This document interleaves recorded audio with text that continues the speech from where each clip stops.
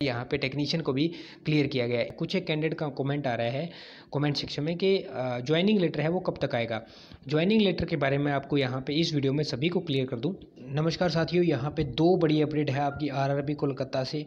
दो लेटेस्ट में न्यूज़ दी गई है 13/7/2022, 13/7/2022। पहला है additional panel post of assistant loco pilot, replacement panel for the post of assistant loco pilot and technician. सबसे पहले वाली पे हम क्लिक करके जान लेते हैं इसमें क्या है। Government of India, ministry of railway recruitment board Kolkata, additional panel dated 12/7/2022 for the post of assistant loco pilot under CN01/2018।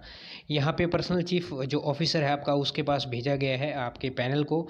Provisional जो पैनल है उसको ईस्टर्न रेलवे के और साउथ ईस्टर्न रेलवे के कितने कैंडिडेट है यहाँ पे कंप्लीट आप देख सकते हैं। पोस्ट कैंडिडेट की अलॉटेड डिवीज़न के, allotted railway, allotted category, allotted community और यहाँ पे रोल नंबर के बारे में बताया गया है। कौन सी आप कैटेगरी से हो और किस रेलवे में भेजा गया है और कौन सी एक दो जो कैटेगरी है वो आपकी है असिस्टेंट लोको पायलट की, इलेक्ट्रिकल की और डीजल की। यहाँ पे आप देख सकते हैं लगभग जो कैंडिडेट है 7 पेज की ये PDF है। इसके अंदर टोटल 385 कैंडिडेट है। 12/7/2022 की डेट में है। दूसरे नोटिस को ओपन यहाँ पे कर लेते हैं जो कि आपका रिप्लेसमेंट पैनल है असिस्टेंट लोको पायलट और टेक्नीशियन के related. Government of India, ministry of railway recruitment board 12/7/2022 assistant and technician के लिए CN01/2। ये भी पर्सनल चीफ ऑफिसर के पास भेजा गया है। यहाँ पे क्या है, eastern railway, southern railway, metro railway Kolkata, यहाँ 3 जगह के लिए रिप्लेसमेंट पैनल जो है वो भेजा गया है। इसमें क्या है वही सेम बताया गया है। रोल नंबर है, अलॉटेड कैटेगरी है, अलॉटेड रेलवे है, अलॉटेड कम्युनिटी है। किस कम्युनिटी से आपका सिलेक्शन हुआ है, किस रेलवे में आपको भेजा गया है, ईस्टर्न है, साउथ ईस्टर्न है, कौन सा है और कौन सी कैटेगरी अलॉट की गई है। उसके बाद यहाँ पे रोल नंबर 1, 2, 25, 41, 35, 52, 62, 64, 84, 126, 134, 136। तो दोस्तों ये 134 और 136 है, ये सिग्नल एंड टेलीकॉम है। तो +2 वाले जो कैंडिडेट है PCM से उनका सिलेक्शन हुआ था, उन कैंडिडेट को भी यहाँ पे दिया गया है ईस्टर्न रेलवे के अंदर। ये लगभग ज़्यादा कैंडिडेट जो है वो ईस्टर्न रेलवे के अंदर और जो मेट्रो रेल है उसके अंदर सिलेक्शन हुआ है। तो दोस्तों उम्मीद करता हूँ इस जानकारी से आप समझ पाए हैं जिन जिन साथियों का पैनल में नाम आया है और जो साथी अभी नाम नहीं आया। यहाँ पे लगभग क्या है जो पहले आपकी पैनल बताया गया था उसमें 400 समथिंग 16-17 कैंडिडेट के समथिंग बताया गया था और अब इन दोनों का अगर मिला लिया जाए तो 408 कैंडिडेट का सिलेक्शन यहाँ पे दे दिया गया है। पूरा वेटिंग आपका लगभग क्लियर हो चुका है। 8 कैंडिडेट बचे हैं जो आगे पीछे कोई 1-2 करके पैनल आया होगा या फिर 1-2 कैंडिडेट का जो पैनल रह चुका है उनके नाम भी आ जाएंगे। बाकी इस जोन से क्लियर हो चुका है। कल जो मैंने वीडियो बनाई थी वो सिकंदराबाद जोन से था, वहाँ से भी क्लियर हो चुका है। बहुत सारे कैंडिडेट्स का डाउट रहता है, कमेंट सेक्शन में बहुत सारे कमेंट आते हैं। एक छोटी सी बात आपके साथ कर लेता हूँ, मैंने कई सारे जो वीडियो है वो बना रखी हैं, आप चाहो तो उनको देख सकते हैं। रेलवे जानकारी के नाम से और इंडियन रेलवे के नाम से 2 प्लेलिस्ट बनी हुई है और इस वीडियो के डिस्क्रिप्शन में आपको मिलेगा लिंक अटेस्टेशन फॉर्म का, करेक्टर सर्टिफिकेट का, मैच के बारे में जानकारी बताई गई है। और यदि आप चाहते हैं तो ये वाली वीडियो आप देख करके बहुत सारी जानकारी ले सकते हैं। इनमें अच्छी तरह से मैंने बताया और ये वीडियो आज से 2-3 साल पहले की बनी हुई, उसमें कंप्लीट इन्फॉर्मेशन मैंने आपको बताई है। अगर नए सिरे से वीडियो बनानी है अभी किस तरह से बनता है उसके रिलेटेड मैं अगर आप कहोगे तो वीडियो बना दूंगा। बाकी अदरवाइज प्रोसेस वही है, सारा कुछ वही बन रहा है। दूसरी बात इसके अंदर बताया गया है कि जो कई सारे कैंडिडेट्स के डाउट आ रहे हैं मेडिकल स्टैंडर्ड को लेकर के, जिन कैंडिडेट का मेडिकल स्टैंडर्ड है वो यहाँ पे जो ALP के लिए मेडिकल स्टैंडर्ड है वो ALP के लिए है, टेक्नीशियन के लिए है जो टेक्नीशियन के लिए। आपका यहाँ पे री मेडिकल लिया जाएगा। अगर री मेडिकल के अंदर आप फिट पाते हैं तो ही आपको ज्वाइनिंग दी जाएगी, अदरवाइज आपको ज्वाइनिंग नहीं दी जाएगी। प्रोसेस हर एक जोन का अलग अलग रहता है, वेरी करता है हल्का फुल्का, लेकिन आपके डॉक्यूमेंट्स सेम रहते हैं, हल्के फुल्के वेरी करते हैं।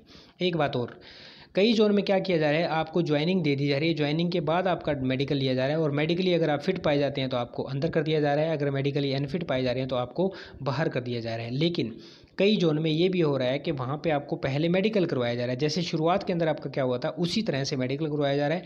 ज्वाइनिंग लेटर उसके 2 से 3 महीने बाद आपका ज्वाइनिंग लेटर भेजा जा रहा है। कुछ एक कैंडिडेट का कमेंट आ रहा है कमेंट सेक्शन में कि ज्वाइनिंग लेटर है वो कब तक आएगा। ज्वाइनिंग लेटर के बारे में आपको यहाँ पे इस वीडियो में सभी को क्लियर कर दूँ। जब आपका मेडिकल हो जाता है, कुछ जोन का जो प्रोसेस है वो अलग है, कुछ जोन का अलग है, थोड़ा बहुत वेरी कर रहा है। जैसे अगर जोन पहले ज्वाइनिंग लेटर दे के मेडिकल करवा रहा है तो कोई दिक्कत वाली बात है नहीं, फिर तो आपको मेडिकली फिट होना है।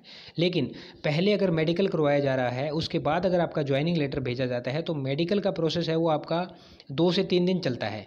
वो मेडिकल का प्रोसेस होने के बाद में आपकी सारी चीज़ें उसके अंदर चेक की जाती है और खाने पीने की व्यवस्था है वो सारी आपको करनी पड़ती है, रहने पीने की व्यवस्था वो भी आपको वहाँ पे करनी पड़ेगी, सारी खुद से करनी पड़ेगी। तो आपकी मैनेजमेंट पहले से करके जाना।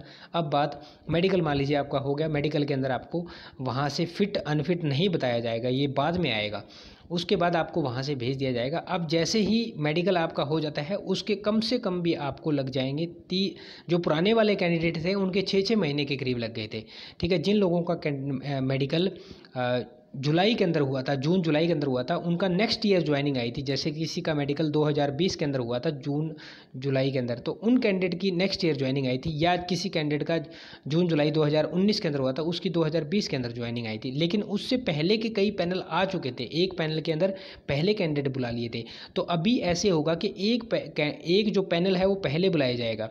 जैसे आपका मेडिकल हो गया, उसके 2 से 3 महीने के भीतर एक पैनल बुलाया जाएगा। उस पैनल में कितने कैंडिडेट सेलेक्ट करते हैं वो डिपेंड करता है कि जो ट्रेनिंग सेंटर है वहाँ पे कितनी सीटें अवेलेबल हैं, कितने कैंडिडेट को वहाँ पे ट्रेनिंग करवाई जा सकती है।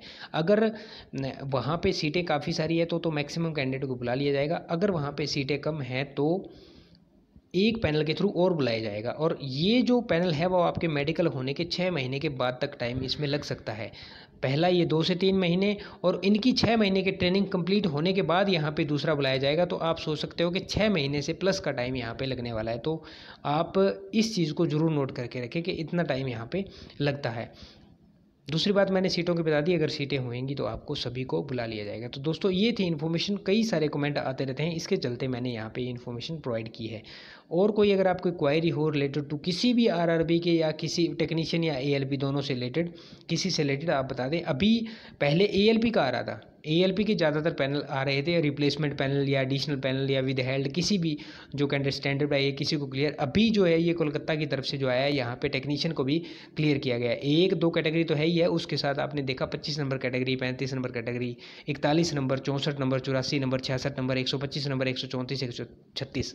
तो इस तरह से कई सारी कैटेगरी को क्लियर किया गया है।